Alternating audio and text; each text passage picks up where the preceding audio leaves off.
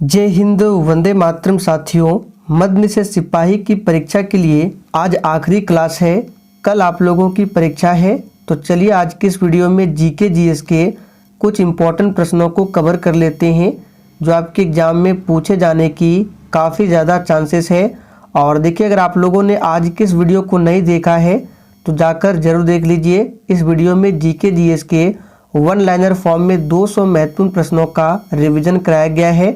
तो इस वीडियो का लिंक आपको यहाँ ऊपर शो हो रहा होगा, आप लोग क्लिक करके देख सकते हैं, या फिर इसका लिंक आपको वीडियो के डिस्क्रिप्शन बॉक्स में भी मिल जाएगा।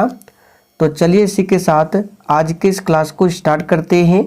तो जल्दी जल्दी से आप सभी लाइव में जुड़ जाइए। तो चलिए फर्स्ट क्वेश्चन आपके सामने है, कोणार्क नाटक के कवि कौन थे? वेरी इंपॉर्टेंट प्रश्न है। चलिए आप सभी लाइव चैट में अपना अपना आंसर बताएंगे। कोणार्क नाटक के कवि कौन थे?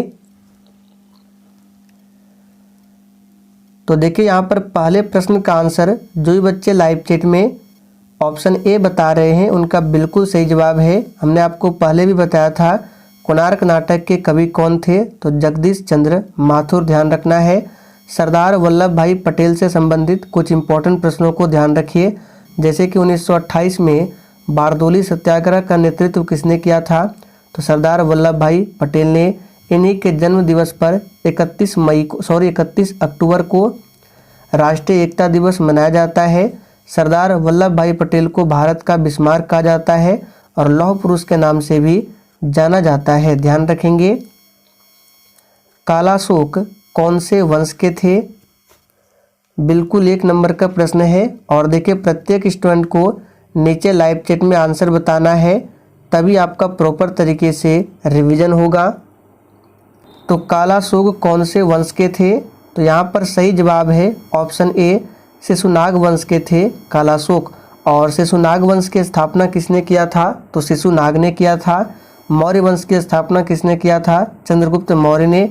गुप्त वंश की स्थापना किसने किया था? श्रीगुप्त ने। जीन की खोज किसने किया था? चलिए आप सभी तीसरे प्रश्न के लिए आंसर बताएंगे। बिल्कुल आपको सोच समझकर आंसर करना है। जीन की खोज किसने किया था? तो यहाँ पर जो ही बच्चे ऑप्शन बी बता रहे हैं उनका बिल्कुल सही जवाब है, जोहानसन ने जीन की खोज की थी। पावापुरी बिहार के किस जिले में स्थित है? चलिए आप सभी चौथे प्रश्न के लिए आंसर बताएंगे। पावापुरी में क्या हुआ था? तो महावीर की मृत्यु हुई थी पावापुरी में। महावीर स्वामी जैन धर्म के 24वें और आखिरी तीर्थंकर थे जिनके बचपन का नाम वर्धमान था। तो पावापुरी बिहार के किस जिले में है? याद कर लीजिए, नालंदा में। यहाँ पर बी ऑप्शन जो ही बच्चे बता रहे हैं उनका बिल्कुल सही आंसर है। गुब्बारे में किस गैस का प्रयोग किया जाता है? चलिए आप सभी 5 के लिए आंसर बताएंगे। और अगर आपको किसी भी प्रश्न में थोड़ा भी डाउट होता है तो आप लोग तुरंत कमेंट करके पूछिए, गुब्बारे में किस गैस का प्रयोग किया जाता है? तो याद रखिएगा सही जवाब है ऑप्शन ए, हीलियम गैस का प्रयोग किया जाता है। और हीलियम गैस ये एक अक्रिय गैस है, ध्यान रखेंगे। निम्न में से कौन सी समिति चुनाव सुधारों से संबंधित नहीं है? सभी ऑप्शन को ध्यानपूर्वक पढ़िए। कौन सी समिति चुनाव सुधारों से संबंधित नहीं है?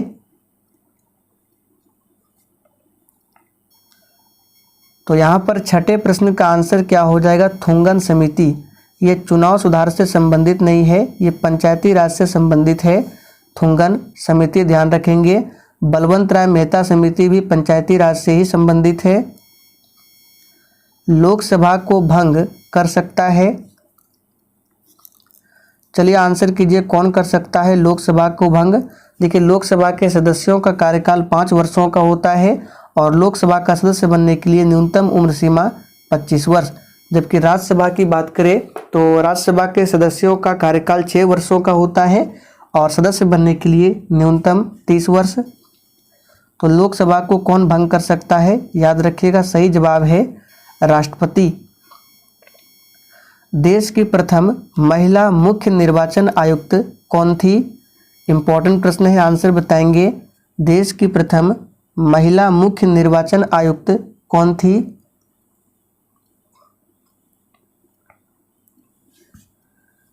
तो यहाँ पर सही जवाब क्या है, याद रखिएगा वी.एस. रमा देवी।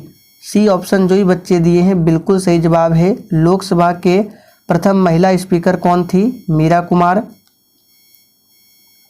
भारत के कैग यानी कि नियंत्रक एवं महालेखा परीक्षक की नियुक्ति कौन करता है? चलिए 9 के लिए आंसर बताएंगे।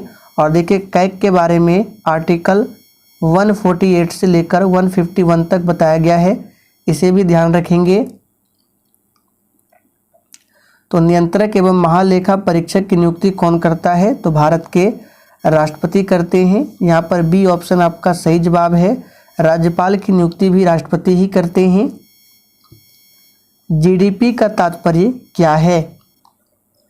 चलिए 10 के लिए आप सभी आंसर बताएंगे। और जिसने अभी तक टेलीग्राम चैनल को ज्वाइन नहीं किया है जाकर ज्वाइन कर लीजिए, क्योंकि सारे क्लास के पीडीएफ प्लस नोट्स वहीं पर शेयर किए जाते हैं। तो जीडीपी का तात्पर्य क्या है? यहाँ पर सही जवाब है ऑप्शन बी, सकल घरेलू उत्पाद। ये जीडीपी का तात्पर्य है, ध्यान रखेंगे। इंग्लिश में कहा जाता है ग्रॉस डोमेस्टिक प्रोडक्ट।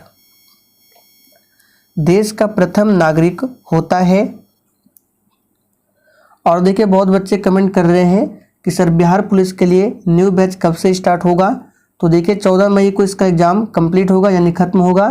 तो 15 को एक दिन छोड़ेंगे यानी 16 से बिहार पुलिस के लिए न्यू बैच स्टार्ट किया जाएगा। दरोगा के लिए भी न्यू बैच जल्द ही स्टार्ट होगा। तो देश का प्रथम नागरिक होता है, याद रखिएगा, राष्ट्रपति। यहाँ पर डी ऑप्शन आपका सही जवाब है। निम्न में से कौन से राष्ट्रपति सबसे कम समय के लिए पद पर रहे हैं? चलिए 12 के लिए आंसर कीजिए। निम्न में से कौन से राष्ट्रपति सबसे कम समय के लिए पद पर रहे? तो याद रखिएगा ये है डॉक्टर जाकिर हुसैन। यहाँ पर सी ऑप्शन आपका सही जवाब है, डॉक्टर जाकिर हुसैन। और डॉक्टर संजीव रेड्डी यानी नीलम संजीव रेड्डी ये एकमात्र ऐसे राष्ट्रपति थे जो कि निर्विरोध चुने गए थे, याद रखिएगा। अंबेडकर जयंती मनाई जाती है, इस प्रश्न को मार्क कीजिए। ये प्रश्न शायद फायरमैन में भी पूछा गया था। अंबेडकर जयंती मनाई जाती है। तो यहाँ पर आंसर हो जाएगा 14 अप्रैल को अंबेडकर जयंती मनाई जाती है। यहाँ पे सही कर लेंगे 14 अप्रैल, ध्यान रखेंगे 14 अप्रैल को अंबेडकर जयंती मनाई जाती है। और 11 जुलाई को क्या मनाया जाता है? तो विश्व जनसंख्या दिवस 11 जुलाई को। निम्नलिखित में से किस उपकरण का उपयोग किसी तरल पदार्थ के विशिष्ट गुरुत्व को मापने के लिए किया जाता है? चलिए 14 के लिए आंसर बताएंगे। किसी तरल पदार्थ के विशिष्ट गुरुत्व को मापने के लिए किस उपकरण का उपयोग किया जाता है? तो ये है हाइड्रोमीटर। यहाँ पर बी ऑप्शन आपका सही जवाब है, हाइड्रोमीटर। और बैरोमीटर से क्या मापा जाता है? तो वायुमंडलीय दबाव को। बैरोमीटर का आविष्कार किसने किया था? तो ई टेरिसोली ने, याद रखेंगे ई टेरिसोली ने बैरोमीटर का आविष्कार किया था। खाद्य श्रृंखला का प्रथम पोषण स्तर निर्मित होता है।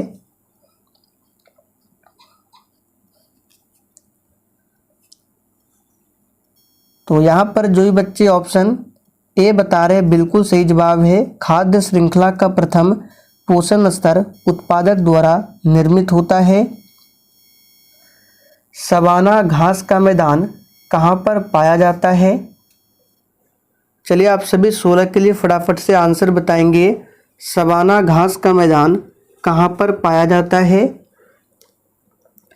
तो यहाँ पर जो ही बच्चे आंसर सी बता रहे हैं उनका बिल्कुल सही जवाब है, अफ्रीका में पाया जाता है सवाना घास का मैदान। रियो डी जेनेरियो जो कि ब्राज़ील में है, पृथ्वी सम्मेलन किस वर्ष हुआ था? देखिए पृथ्वी सम्मेलन हुआ था रियो डी जेनेरियो में, जो कि ब्राज़ील में पड़ता है। और ये किस वर्ष हुआ था आपको बताना है।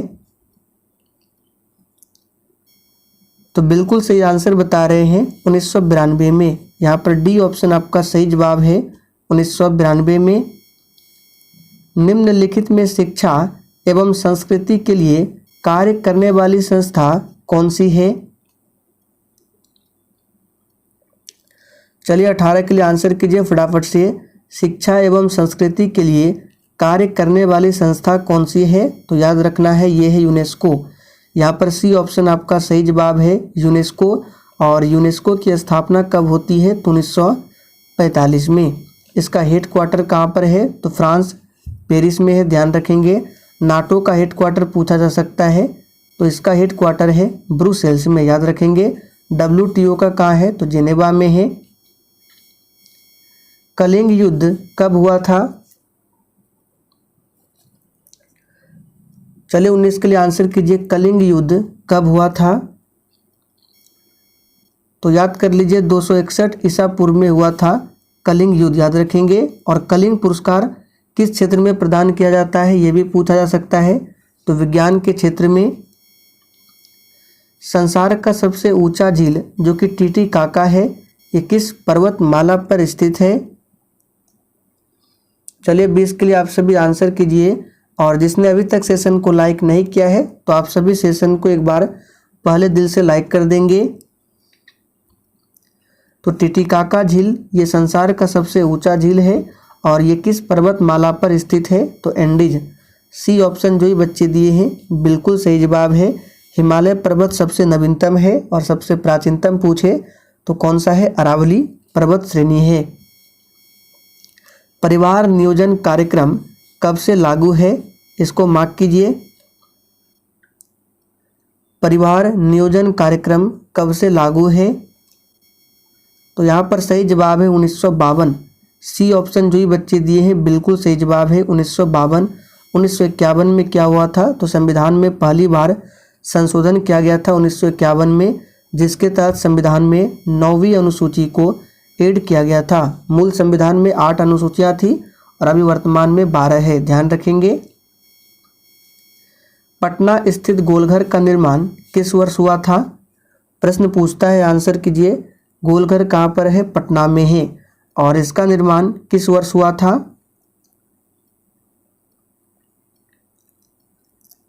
तो सही जवाब है ऑप्शन डी, 1786 में गोलघर का निर्माण हुआ था। ब्लड कैंसर को और किस नाम से जाना जाता है? बिल्कुल 1 नंबर का प्रश्न है, फटाफट से आंसर कीजिए। ब्लड कैंसर को और किस नाम से जाना जाता है? तो याद रखिएगा ल्यूकेमिया। यहाँ पर डी ऑप्शन जो ही बच्चे बता रहे हैं उनका बिल्कुल सही जवाब है ल्यूकेमिया। राउरकेला इस्पात कारखाना किस देश के सहयोग से स्थापित किया गया था?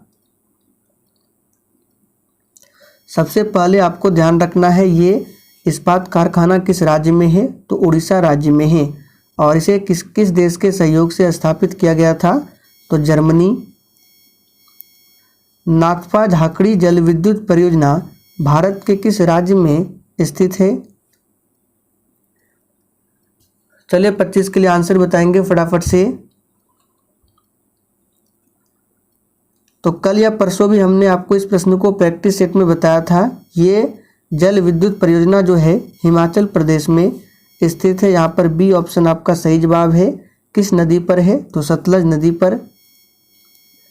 भारत में पिन कोड की शुरुआत कब होती है? चलिए 26 के लिए आंसर कीजिए। भारत में पिन कोड की शुरुआत कब होती है? तो याद रखिएगा 15 अगस्त 1972। यहाँ पर ए ऑप्शन आपका सही जवाब है। किस ग्रह पर सूर्य पश्चिम में उगता है और पूर्व में डूबता है? देखिए पृथ्वी पर तो सूर्य पूर्व में उगता है और पश्चिम में डूबता है, लेकिन कौन सा ग्रह है जहाँ पर सूर्य जो है पश्चिम में उगेगा और पूर्व में डूबेगा? तो ये है शुक्र ग्रह। सौरमंडल का सबसे गर्म ग्रह है। सुबह या भोर का तारा भी कहा जाता है शुक्र को। बृहस्पति सबसे बड़ा ग्रह है और सबसे बड़ा उपग्रह है ज्ञानीमीड, ये बृहस्पति का ही उपग्रह है, ध्यान रखेंगे। कुकी जनजाति किस राज्य के निवासी है?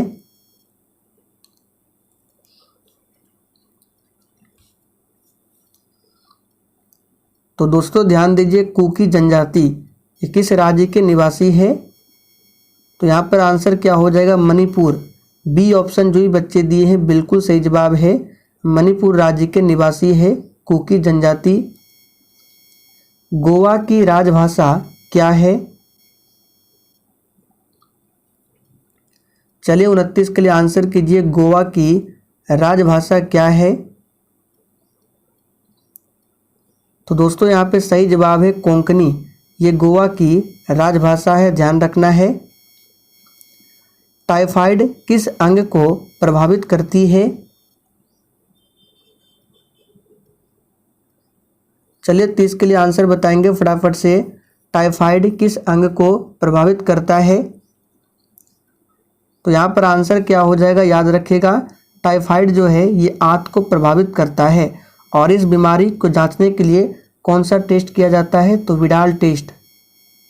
याद रखेंगे, विडाल टेस्ट। और देखिए दोस्तों, अगर आप लोगों ने इस वीडियो को नहीं देखा है तो एग्ज़ाम से पहले ज़रूर जाके देख लीजिए। इसमें बताया गया है एग्ज़ाम हॉल में आपको क्या करना है, OMR शीट को कैसे भरना है और आपको साथ में क्या क्या ले जाना है।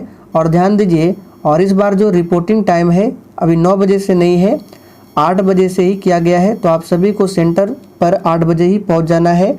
8 बजे से लेकर 9 बजे तक ही आपको एंट्री मिलेगी, फिर आपको अंदर जाने नहीं दिया जाएगा। तो याद रखना है 8 बजे तक में आपको पहुंच जाना है। साथ में आपको एडमिट कार्ड और आइडेंटिटी प्रूफ में Aadhaar card, PAN card, voter ID card या ड्राइविंग लाइसेंस जो भी आपके पास उपलब्ध हो आप लोग जाकर लेकर जा सकते हैं। और याद रखिए साथ में आपको एक फ़ोटो ज़रूर ले जाना है। अगर एडमिट कार्ड में आपका फ़ोटो क्लियर नहीं शो होता है तो आपसे मांगा जा सकता है, तो आपको फ़ोटो ले जाना है, ध्यान रखेंगे। अनुच्छेद 32 के अंतर्गत मौलिक अधिकारों के रक्षा के लिए रिट कौन जारी कर सकता है? अब देखिए यहाँ पर कुछ बच्चे गलत आंसर बताएंगे, तो चलिए देखते हैं। तो यहाँ पर जो भी बच्चे सी बता रहे हैं उनका बिल्कुल गलत है। देखिए ऐसे तो मौलिक अधिकारों की रक्षा के लिए रिट जारी करता है सर्वोच्च न्यायालय और उच्च न्यायालय दोनों। सर्वोच्च न्यायालय जो है ये आर्टिकल 32 के तहत रिट जारी करता है 5 प्रकार, और उच्च न्यायालय जो है ये अनुच्छेद 226 के अंतर्गत रिट जारी करते हैं। लेकिन प्रश्न में साफ साफ लिखा गया है अनुच्छेद 32 के अंतर्गत, तो आंसर क्या होगा? सर्वोच्च न्यायालय। और अगर पूछे अनुच्छेद 226 के अंतर्गत तो उच्च न्यायालय। और सिर्फ पूछा जाए कि मौलिक अधिकारों की रक्षा के लिए रिट कौन जारी करता है, इस तरह से ऑप्शन है, तो आंसर हो जाएगा सी। लेकिन अभी जो आंसर होगा ऑप्शन ए, सर्वोच्च न्यायालय। और वर्तमान में सर्वोच्च न्यायालय के मुख्य न्यायाधीश कौन है? तो DY चंद्रचूड़ है 50वें नंबर के। शांति निकेतन का संबंध किस व्यक्ति से है?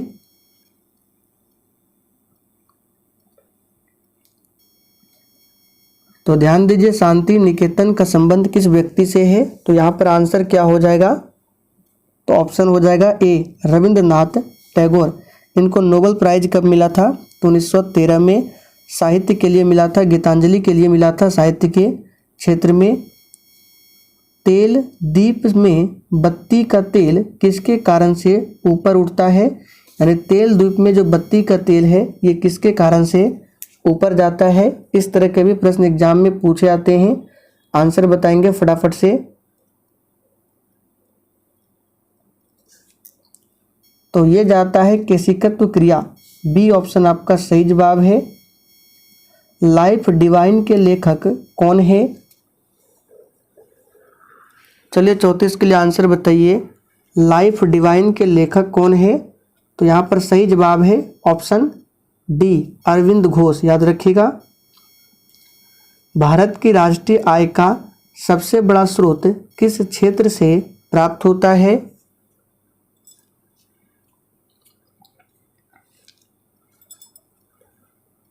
तो ध्यान दीजिए, भारत की राष्ट्रीय आय का सबसे बड़ा स्रोत जो है ये किस क्षेत्र से प्राप्त होता है? तो याद रखिएगा तृतीय क्षेत्र से, जिसको सेवा क्षेत्र भी कहा जाता है। रेशम उत्पादन में अग्रणी राज्य कौन है?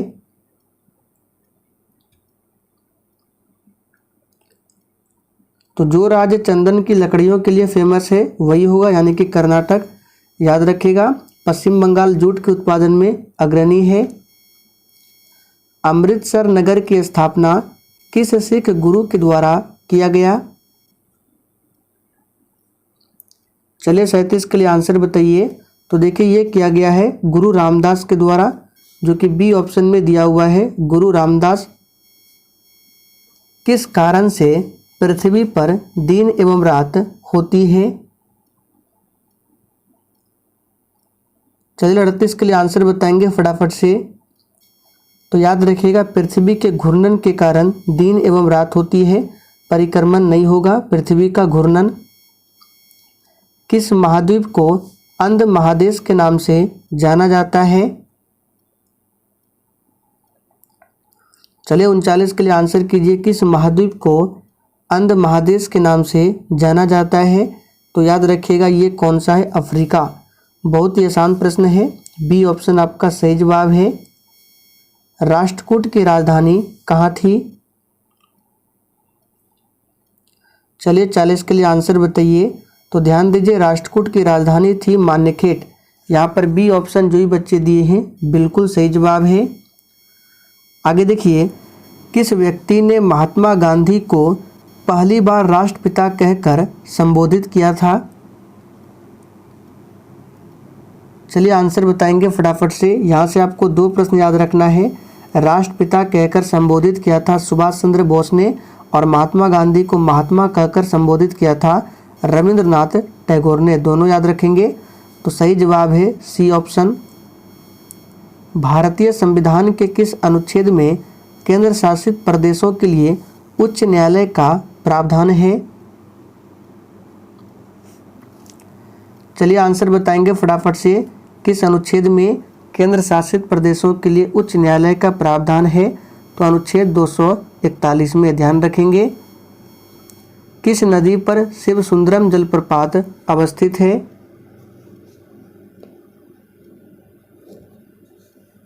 चलिए आंसर कीजिए फटाफट से। तो यहाँ पर जो ही बच्चे ऑप्शन ए बता रहे हैं बिल्कुल सही जवाब है। कावेरी नदी पर शिव सुंदरम जलप्रपात है। और किस राज्य में स्थित है? तो याद रखिएगा कर्नाटक में।